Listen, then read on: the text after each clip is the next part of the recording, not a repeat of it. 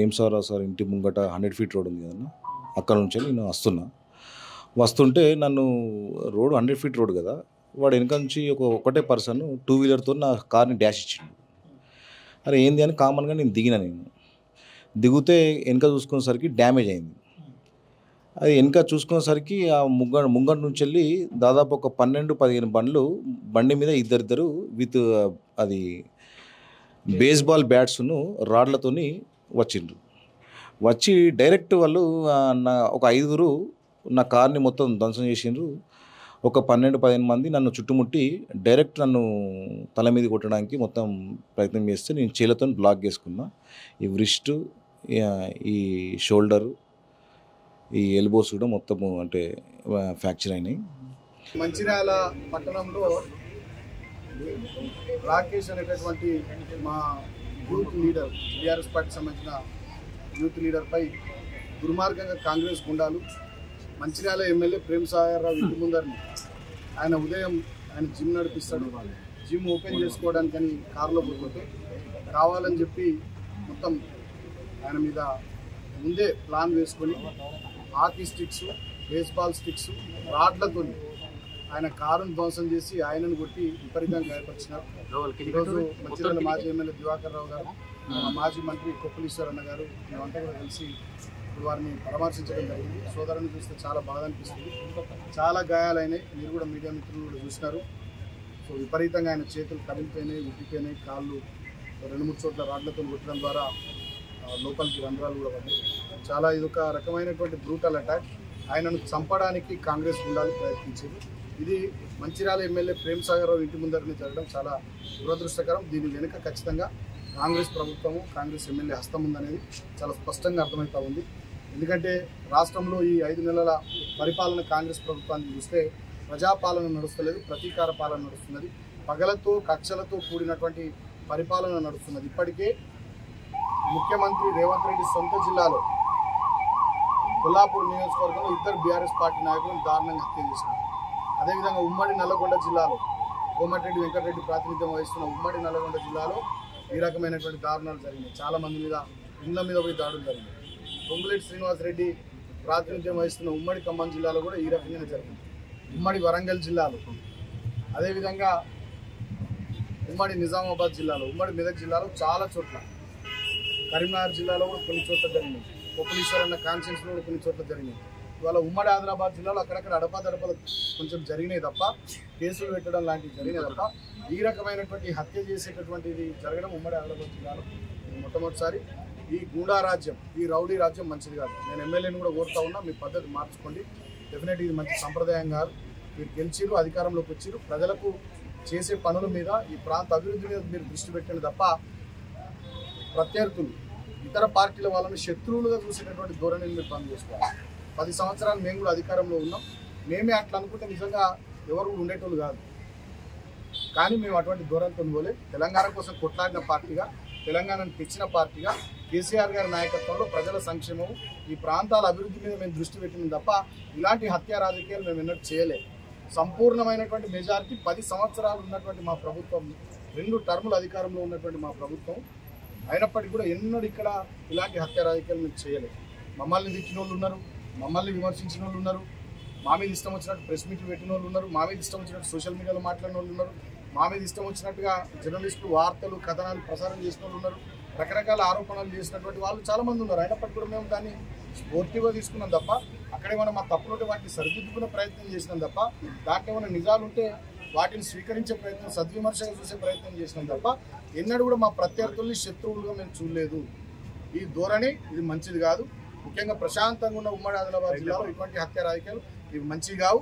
డెఫినెట్గా వీటిని మానుకోవాలని చెప్పి నేను స్థానిక ఎమ్మెల్యేని కోరుతా ఉన్నా. ఈ ప్రభుత్వాన్ని కూడా నేను హెచ్చరిస్తూ ఉన్నా. మీరు ఈ పద్ధతి మానుకోకపోయినట్టయితే డెఫినెట్గా మేము కూడా తిరగబడతాం. మా కార్యకర్తలను, మా నాయకులను కాపాడుకోవడానికి ఎంత దూరమైన పోతాం. ఇప్పటికే మేము పోలీస్ కమిషనర్ గారిని కూడా సాయంత్రం కలవాలని చెప్పి అనుకున్నాం.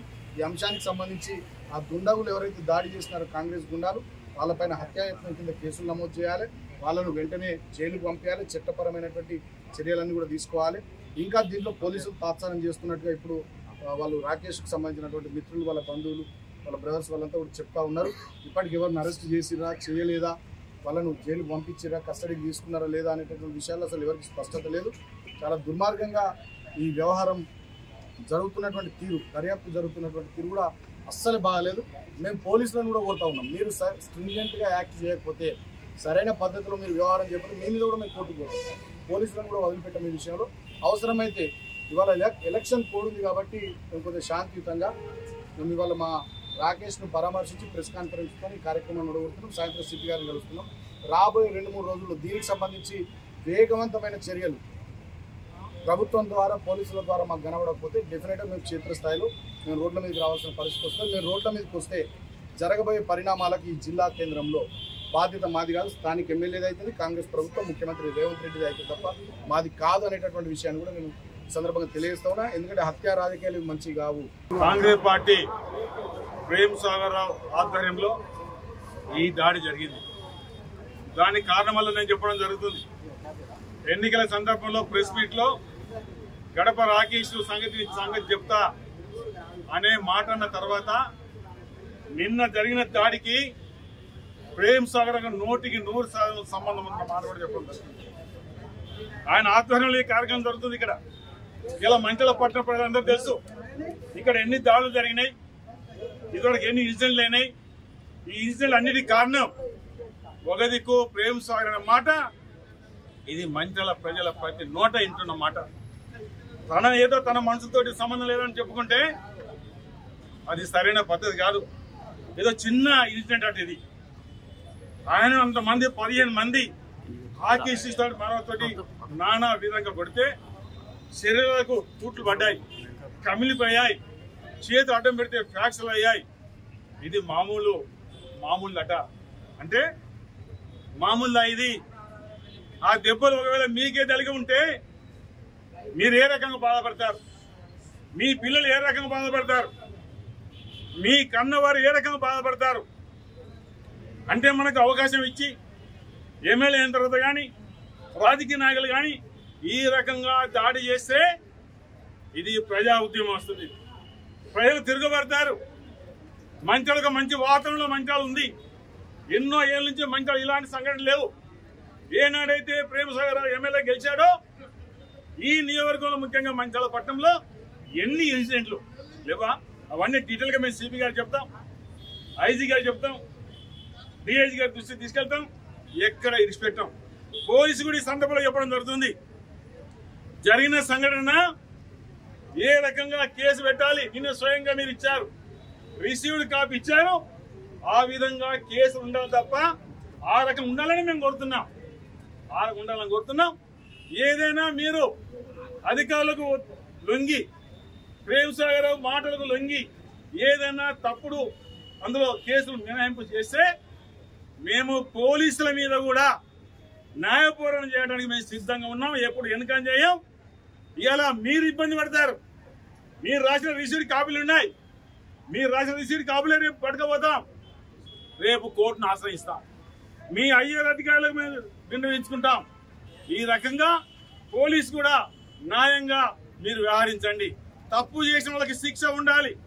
భవిష్యత్తులో చేయకుండా ఉండాలంటే ఈ మంచి వాతావరణం కాపాడాలంటే ఒక దిక్కు దుండగులు చేసిన ఆ దాడిని మీరు న్యాయపరంగా ఏ పద్ధతిలో కేసు పెట్టాలి, ఆ రకం కేసులు పెట్టి వాళ్లకు బెయిల్ రాకుండా చేసినప్పుడే ఇక్కడ పోలీసు వ్యవస్థ న్యాయంగా పనిచేస్తుంది అనేది ఒక ప్రజలకు విశ్వాసం కలుగుతుంది. ఆ రకంగా ఉండడానికి మీరు ధైర్యంగా ముందు వండి ప్రజల మద్దతు మీకు ఉంటుంది. ఈ రోజు ప్రభుత్వాలు కూడా ఎన్నో సందర్భాల్లో తప్పులు చేస్తే ఏ ప్రభుత్వం కాపాడదు, ఏ నాయకుడు కాపాడదు. అది పోలీసు వ్యవస్థ కూడా దృష్టిలో పెట్టుకోవాలి. ఇంత పెద్ద సంఘటన, కారు పూర్తిగా డ్యామేజ్, ఒక 60-70 దెబ్బలు, శరీరం అంతా కమిలిపోయింది, కాళ్లకు రంధ్రాలు పడ్డాయి. అతనే తట్టుకోగలిగాడు. అది ఎక్సర్సైజ్ బాడీ కాబట్టి. మరొకడైతే చనిపోయేవాడు. ఆ చనిపోయే పరిస్థితిలో ఆయన అప్లికేషన్లు కూడా నన్ను చంపడానికి ప్రయత్నం చేసిండు అనేది కూడా మరి మెన్షన్ చేసిన సందర్భంలో ఆ రకంగా కేసు ఉండాలనే ఈ పోలీసు వారికి మా విజ్ఞప్తి అనే మాట చెప్పడం జరుగుతుంది. ఈ సందర్భంలో రాకేష్ పై జరిగినటువంటి దాడి ఏదైతే ఉందో ఒక దుర్మార్గమైనటువంటి చర్యగా మేము భావిస్తా ఉన్నాం. ఎందుకంటే కాంగ్రెస్ ప్రభుత్వం వచ్చిన తర్వాత రాష్ట్ర వ్యాప్తంగా బీఆర్ఎస్ పార్టీ నాయకులపైన, కార్యకర్తలపైన అనేక దాడులు జరుగుతూ ఉన్నాయి. ప్రశాంతంగా ఉన్నటువంటి తెలంగాణ రాష్ట్రంలో ఒక కొత్త విధానాన్ని, ఒక గుండా రాజ్యాన్ని నిర్మించాలనేటువంటి ప్రయత్నం ఇలా రేవంత్ రెడ్డి ముఖ్యమంత్రి కావచ్చు, వాళ్ళ కింద ఉన్నటువంటి ఎమ్మెల్యేలు కావచ్చు అనుసరిస్తున్నటువంటి విధానం ఇదని మనం చెప్పొచ్చు. ఎవరైతే రాకేష్ ఉన్నారో పట్టణ ప్రధాన కార్యదర్శిగా బీఆర్ఎస్ పార్టీకి పనిచేస్తూ ఉన్నారు. ఆయన చేసినటువంటి తప్పు ఏంటంటే బీఆర్ఎస్ పార్టీకి ఒక వికారస్ అయినటువంటి కార్యకర్తగా పనిచేయడమే ఆయన చేసిన తప్ప. ఏ పార్టీ నాయకులు, ఏ పార్టీ కార్యకర్తలు ఆ పార్టీకి పనిచేయరా? మీ పార్టీకి పనిచేసినటువంటి వాళ్ళు లేరా? ఏ పార్టీలో పనిచేసే వాళ్ళు ఆ పార్టీకి పనిచేస్తారు. అయినంత మాత్రాన వాళ్ళ మీద శత్రుపూరితమైనటువంటి వైఖరి పెట్టుకొని మీరు స్వయంగా ప్రెస్ మీట్లోనే పేర్లు చెప్పి వీళ్ళ అంతు చూస్తామని మాట్లాడడం ఎమ్మెల్యే ఎంతవరకు కరెక్ట్? మీరు ఎమ్మెల్యే పని చేస్తారా, గుండాగిరి పని చేస్తారా? వేరే పని లేదా మీకు? ఇక్కడ మీరు వచ్చిన కాలం నుంచి ఇక్కడ ప్రజలు చెప్తున్నారు భూ కబ్జాలు ఎక్కువైపోయినాయి, గుండాగిరి ఎక్కువైపోయింది, దాడులు ఎక్కువైపోయినాయి. దీనికోసమేనా మీరు గెలిచింది? ప్రజల మాన ప్రాణాలు కాపాడాల్సినటువంటి బాధ్యత కలిగిన ఒక ప్రథమ పౌరుడిగా మీరు ఇటువంటి ప్రోత్సహించడం ఏంది? ఇది చాలా సిగ్గుతో తల దించుకోవాల్సినటువంటి ఘటన. దీన్ని మేము తీవ్రంగా ఖండిస్తా ఉన్నాం.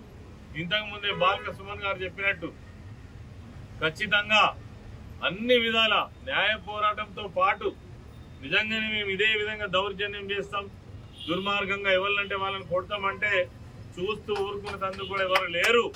ఖచ్చితంగా దీనికి ప్రతిచర్య ఉంటుంది. అదే విధంగా మేము పోలీసులను కూడా డిమాండ్ చేస్తున్నాం. మేము ఇప్పుడే చూసి వచ్చిన రాకేష్ను చాలా తీవ్రమైన గాయాలు.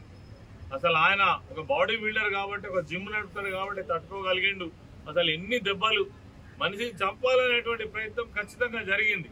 అందుకే ఆ కేసు నమోదు చేయడంలో కూడా పోలీసులు ఒత్తిళ్లకు లోనై ఏమాత్రం మార్పులు చేర్పులు చేసినా ఖచ్చితంగా మేము ఇది వదిలిపెట్టేది లేదు. ఖచ్చితంగా న్యాయ పోరాటం చేస్తాం. ఆ రాకేష్ కు న్యాయం జరిగే విధంగా మరి బీఆర్ఎస్ పార్టీ ఆయనకు ప్రతి కార్యకర్త కూడా అండదండగా ఉంటది. ఈ విషయంలో కూడా ఎంత దూరం అయితే అంత దూరం వెళ్తామని చెప్పేసి ఈ సందర్భంగా మనవి చేస్తూ ఈ విధానాన్ని మానుకోవాలని కూడా మేము డిమాండ్ చేస్తాం. మరిన్ని వీడియోస్ కోసం ఛానల్ ని సబ్స్క్రైబ్ చేయండి. లేటెస్ట్ అప్డేట్స్ కోసం వాట్సాప్ ఛానల్ ని ఫాలో చేయండి. అండ్ లింక్ డిస్క్రిప్షన్ లో ఉంది.